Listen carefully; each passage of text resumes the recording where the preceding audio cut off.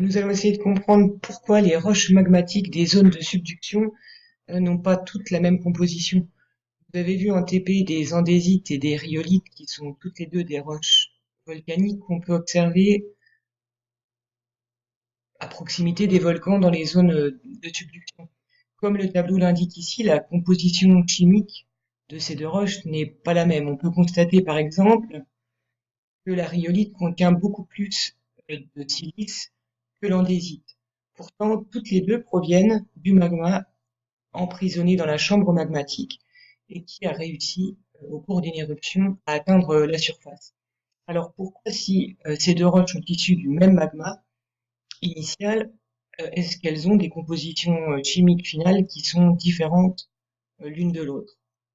Alors la raison est la suivante. Donc ici vous avez le réservoir magmatique avec un petit réservoir secondaire ici sur le côté.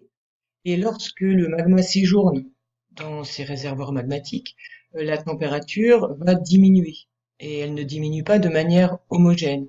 Donc la périphérie des chambres magmatiques va notamment se refroidir plus rapidement que le centre. Et lorsque la température diminue, des minéraux vont prélever des éléments chimiques du magma pour cristalliser. Or, tous les minéraux n'ont pas besoin des mêmes éléments chimiques pour cristalliser, ils ne sont pas composés des mêmes éléments. Alors sur ce graphique, vous pouvez observer donc en ordonnée ici la température qui diminue et ici le pourcentage de silice dans le magma. On voit ici que lorsque la température, donc ici élevée et ici faible, donc lorsque la température diminue, différents minéraux vont cristalliser dans l'ordre indiqué sur ce graphique. On voit par exemple que le premier minéral à cristalliser dans le magma va être l'olivine, puis suivra le pyroxène, enfin les amphiboles, etc. Et pour finir, donc à la fin, quand la température est la plus faible, le quartz va pouvoir cristalliser avec. La quantité de silice, quant à elle, va évoluer dans le magma à mesure de la cristallisation de ces différents minéraux. Donc au départ, si on part d'un pourcentage de silice de 50% dans le magma, à mesure que ces différents minéraux vont cristalliser, le pourcentage de silice dans le magma augmente. Pourquoi? Parce que les premiers minéraux à cristalliser, ceux qui cristallisent les premiers lorsque la température commence à baisser, sont relativement pauvres en silice. Et donc le liquide résiduel va progressivement s'enrichir en silice. Alors qu'est-ce que ça donne au niveau peut-être un peu plus schématique? Ici, donc, à mesure que la température baisse, donc c'est ce qu'indique la flèche du bas, on va avoir ici les premiers minéraux schématisés en vert qui vont cristalliser. Par exemple, de l'olivine.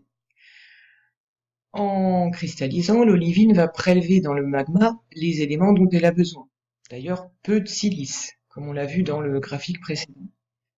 Si la température diminue encore, un autre minéral, ici symbolisé en brun, va cristalliser lui aussi en prélevant d'autres éléments chimiques dans le magma qui l'entoure, modifiant ainsi sa composition.